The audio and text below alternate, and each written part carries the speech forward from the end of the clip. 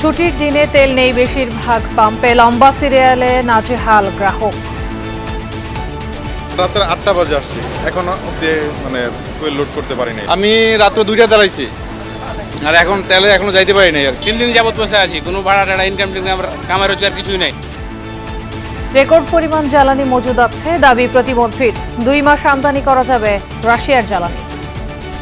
বাংলাদেশের ইতিহাসে সবচেয়ে বেশি পরিশোধিত জ্বালানি আমাদের মজুদ রয়েছে। হাম উপসর্গ নিয়ে বাড়ছে মৃত্যুর মিছিল। টিকা ও সিরিঞ্জের যথেষ্ট মজুদ আছে, দাবি স্বাস্থ্যমন্ত্রীর। কেন্দ্রীয় ভাণ্ডারে নেই জীবন রক্ষাকারী জলাতঙ্কের ভ্যাকসিন।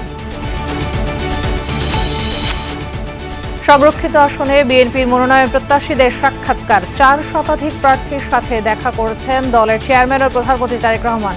নির্যাতিতদের মূল্যায়নের আশ্বাস। প্রশ্ন ছিল আমাদের উপর, আপনাদেরকে কেন দল নমিনেশন দিবেন? দলের উপর আস্থা আছে বিধায় আমি এসেছি। মহিলারা যে অবদান রেখেছে বিগত 15-16 বছরের আন্দোলনে, 17 বছরের আন্দোলনে, নিঃসন্দেহে তাদের সেই অবদানকেও মূল্যায়ন করা হবে।